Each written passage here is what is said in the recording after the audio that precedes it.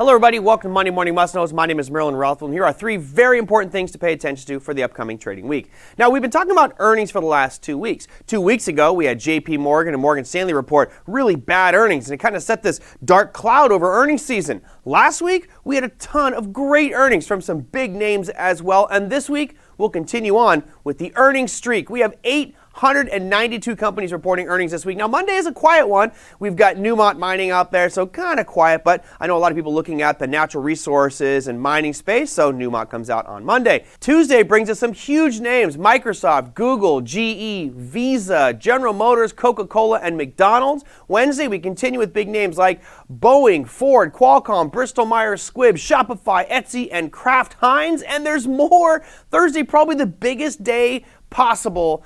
We've got two bellwethers, that is the A's. We've got Apple and we have Amazon reporting earnings, Intel, Altria, MasterCard, Merck, and Pfizer. And on Friday, it's not done. We've got oil on Friday: ExxonMobil, Chevron, Phillips 66, Colgate-Palmolive, Procter & Gamble, and AbbVie. And whew, I'm almost out of breath, and I'll tell you what, that's not 892. There's a lot more than what you see there, but those are some of the major names. And the red ones there are really important because those are the major market movers. Those are heavily weighted on the NASDAQ and the S&P 500. So when those come out, there could be some huge swings up and down. Which way? I don't know, so be careful. My recommendation is probably don't trade the earnings announcements, but hey, some of you might be risk takers. Now let's look at the biggest piece of the week. We started off in January with the 25 basis point increase, and then we jumped to a 50 basis point, then 75, and expectations now still 75. On Wednesday at 2 p.m. Eastern Standard Time, we are expecting a rate announcement from the FOMC and Jerome Powell to jump from 1.75% up to 2.5%. The real story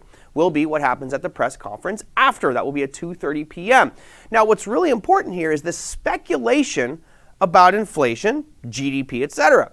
If that speculation starts to get a little bit pessimistic, as it has been, at one point there was the probability of a rate increase of 1 full point, and that was about 83% chance. Now, as of recording this, it's right around 20% chance that we're going to see a full 1 point and about a 80% chance that we are going to see a 75 basis point raise next week. Now, of course, that might change. So as soon as that bell rings, we could see things differ greatly. But right now, the expectation is a 75 basis point increase, which would put us up at 2.5%. Pretty lofty.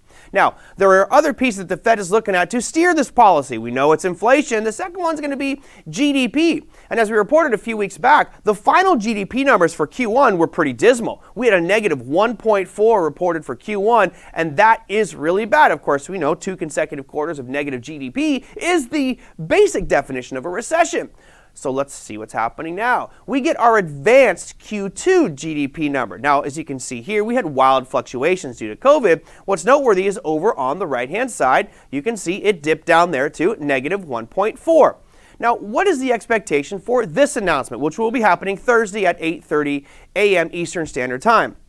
The expectation, drum roll please, if it's negative, that could really put us in that recession tone. They're saying 0.4 is the expectation, meaning they're expecting it to be a positive GDP number, which might squash some of the recession rumors and fears that are circulating these financial markets.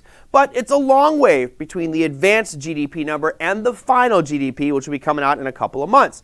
So it's not like it's the end all with this advanced number, but it does set the tone and give us an idea of what economists and the market is thinking about our economy going forward. And if that GDP number is positive, that's a relief off the shoulders of a lot of the financial firms and may be a catalyst for market moves going forward. That, my friends, is Monday Morning Must Knows. We'll see you next week.